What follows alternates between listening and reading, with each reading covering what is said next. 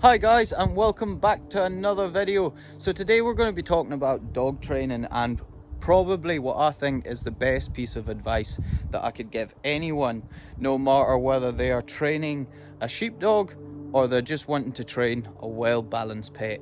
Anyway, let's get into this video, guys.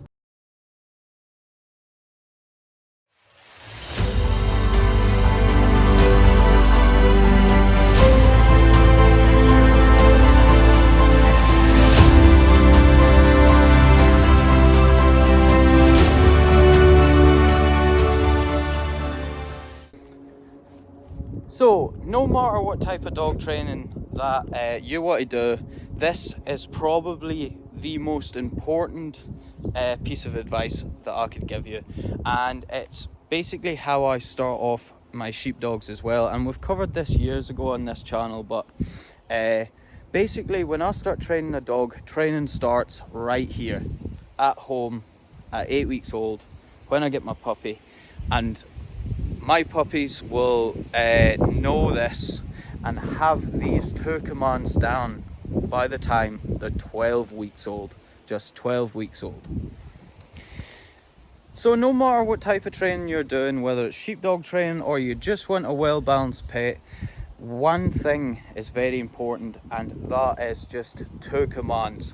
And that for me is lie down, and that'll do.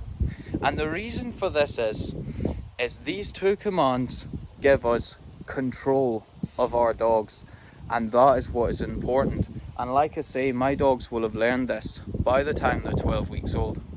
Go, you can do what you want. You can do what you want, dog. What are you doing down here? Go on, good boy. Good boy. Come on, go.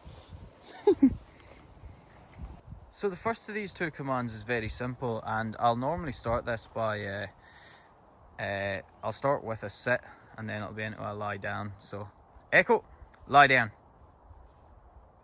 So why is this command important? Well, this, for me, it's lie down, but this is essentially a stop command.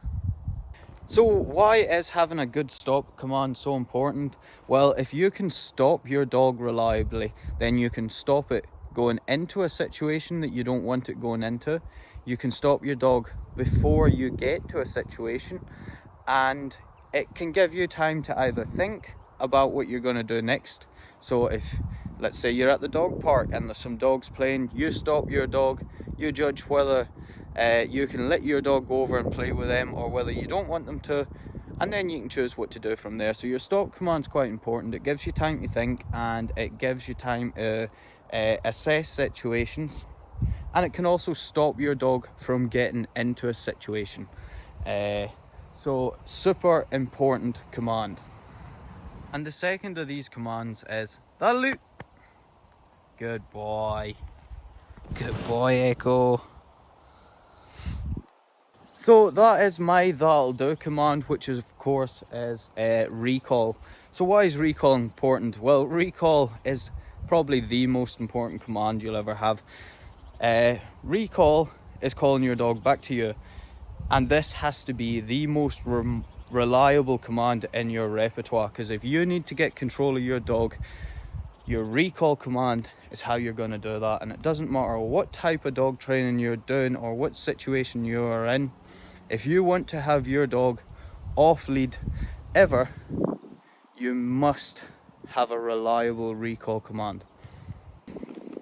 And like I was saying in the beginning, these commands are how you have control of your dog. So when you're out on a walk, this is what gives you control and security, and are also the two commands which are going to keep your dog safe. So how do we go about training this? The same way we'd go about training any commands with a young puppy. We give the command, we ask for a certain action, and then we reward that, normally with treats. And with most dogs, treat-based reward is what's going to work best. With me having working border collies, that changes slightly to where I don't need a reward other than praise quite often. But even with my dogs as puppies, this will start as reward based through treats. And it's important that you don't just teach this to your dog as a puppy and then forget about it and think that's fine, and then you start having problems recalling your dog or getting your dog to take commands when they're older, because you've never practiced them again after that. If you want them to be reliable, it has to be something you practice with your dog through its entire life, just to make sure that your dog has always got it fresh in its mind that that's what these two extremely important commands mean. Okay guys, so we're going to talk about one more thing which will massively help you training your dog no matter what type of dog training you're doing, and that is this simple command. Echo, in heel.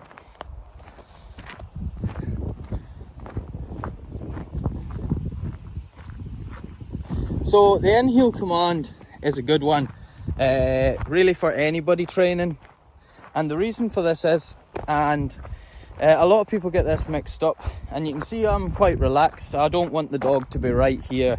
As long as the dog is behind, where sort of laterally across me, as long as the dog is on or behind that line, pretty much fine with it. And a lot of people get sort of like mixed up and think Echo's being a bit camera shy. A lot of people get this mixed up and think it's some sort of power thing where you want your dog to be stuck to you like this all the time. It doesn't have to be like that. I'm a bit more relaxed. He can go to the fence, he can stop and sniff something, as long as it's within reason and he stays sort of close. And the reason for this and why it's so good, and a lot of people get, oh, this is an alpha thing. It's not. It's basically, I want to lead my dog into any situation. So if he's in front of me and we go around this next corner and there's a dog there, or a car or a bike or a person or something, he's able to react before I am, which means he could potentially go into a bad situation. Yeah, and he'll. Whereas if I am in front of him, or at least level with him, that gives me the chance to react before him. So it actually prevents more situations. So you can see we're coming to the road here. Lie down. Lie down. Stay. I can walk out to the road. Stay. Nothing coming that way. Nothing coming that way. Egg. Go. And then I can let them go free like that. So a heel can actually be quite a handy tool, especially when you're coming to junctions, roads, anything like that. As long as the dog is behind, straight from you, so if you see me, so when I've got the dog in heel, I just want it to be behind that. It doesn't have to be stuck, literally stuck to my heel. But as long as they're behind and I'm leading them into that situation, that gives me a chance to react to any situation that might unfold first, instead of having to react to what the dog's done or how the dog has reacted. So we were speaking there a bit about the heel as well, so I pre-recorded that bit this morning. Another extremely important command, and not just to make sure that you can react to situations before your dog, or be proactive, but it's also important to keep your dog safe, because if your dog's walking ahead of you, you don't know what's around the next corner. You don't know, for example, what we did here this morning. If I let him walk out in front of me and there's a car there or a cyclist and I haven't spotted that from further up the road, that can put him in danger. Whereas when I am walking anywhere that I can't see, I don't know what's around the next corner, I'll always put my dog in a heel. And like I'm saying, my heels are not that strict. I don't need the dog to be glued to me. I just need it to be either level or behind, so that I can react to a situation before the dog reacts. And also, if the dog happens to found a good smell further back, I'll allow that as long as the dog comes at a reasonable distance. If I see that he has stopped away up the road, he's at some smell rolling around, I'll put him in heel again just to bring him a bit closer. But like I say, it's up to you how you want your heel to work, but it doesn't always have to be that your dog is glued to your leg.